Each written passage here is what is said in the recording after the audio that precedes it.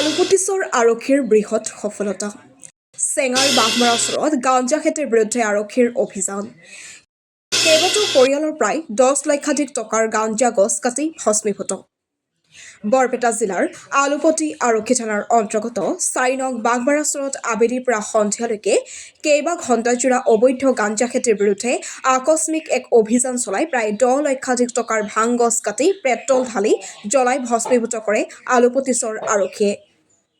প্ৰাপ্ত তথ্য মতে ৰাইজৰ অভিযোগৰ ভিত্তিত আলুপতিছৰ আৰক্ষী থানাৰ ভাৰপ্ৰাপ্ত আৰক্ষী বিষয়া উজ্জ্বল পেগুৰ নেতৃত্বত ৰাইজৰ সহযোগত এটা বৃহৎ দলে আকস্মিক অভিযান চলাই গাঁওখনৰ প্ৰায় 4টা পৰিয়ালৰ আলিয়ে পদূলিয়ে চোতালে গোপন স্থানত লুকাই কৰা অবৈধ ভাং খেতিৰ গছ এফালৰ পৰা কাটি পেট্ৰল ঢালি জ্বলাই দিয়ে।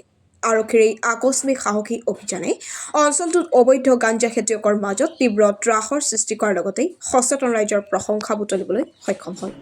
আৰু ইয়াত মোৰ আলুপতি থানা অঞ্চলখনত মোৰ এৰিয়াখনত বহুতখিনি তেনেকুৱা গাঞ্জা ৰোপণ কৰা বুলি বহুতখিনি ৰাইজৰ অভিযোগ আছিল ভাং খেতি।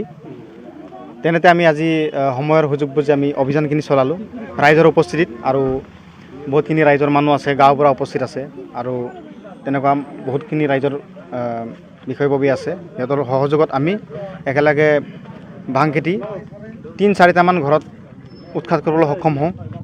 আৰু তেনেকুৱা বহুতখিনি অভিযোগ আছে, আৰু নিশ্চয় মই ৰাইজৰ কথাখিনি মানি ল'ম, আৰু অনাগত দিনত আৰু তেনেকুৱা ভাং খেতি আমি উৎখাত কৰিবলৈ বাকী আছে। আৰু আজি যিমানখিনি পাৰিছোঁ ৰাইজৰ সহযোগত কৰিছোঁ, আৰু আমি দেশয় কৰি জুই জ্বলাই দিছোঁ। ইতিমধ্যে ভাং গছবিলাক চব কাটি দিছোঁ। আমি আলুপতি থানাৰ কোনটো ঠাইত আজি ভাং গছবিলাক কাটিলে?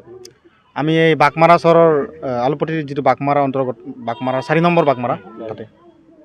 কাৰ ঘৰত জানে নেকি নামখিনি এতিয়া আমি গম পাইছোঁ, কিন্তু ফুল এড্ৰেছখিনি ভালকৈ পোৱা নাই। আমি অলপ পিছত ভালকৈ তদন্ত কৰিম আৰু আইনগত ব্যৱস্থা ল'ম। এনেকুৱা পদক্ষেপ আগলৈ থাকিব? নিশ্চয় থাকিব, কাৰণ আপোনালোকে ভুল বুজিব নালাগে, কাৰণ ইয়াত বহুতখিনি আমাৰ সময়ৰ অভাৱ, যিহেতু বহুতখিনি আমাৰ কেছ থাকে। তেনেকুৱাকৈ আজি আমি সিদ্ধান্ত ল'লোঁ, আজি গোটেই দিনখিনিতে এই ভাং গাঞ্জা আমি উৎখাত কৰিম বুলি, আৰু তেনেকুৱা পদক্ষেপ নিশ্চয় সুদূৰ ভৱিষ্যতে ল'ম আৰু লৈ থাকিম। নিচামুক্ত সমাজ গঢ়িব? হয়, নিচামুক্ত সমাজ গঢ়াৰ কাৰণে সেইটো।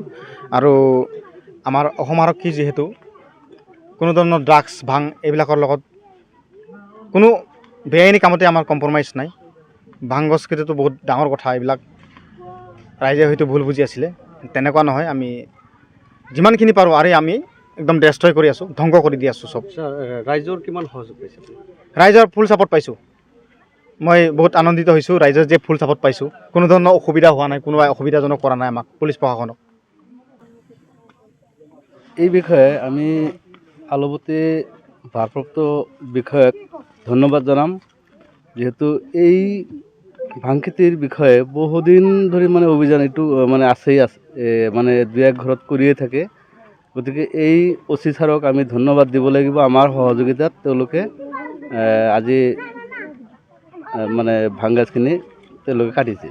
গতিকে আগৰ দিনলৈকে যাতে কোনো ধৰণৰ আমাৰ এই গাঁওখন 4 নম্বৰ বাঘমাৰাখন নিচামুক্ত হয়, বা খালি এইটোৱেই নহয়, আৰু ড্ৰাগছ যদি কোনোবা মানুহে আছে তেওঁলোককো ধৰিবলৈ ছাৰক আমি অনুৰোধ জনাম।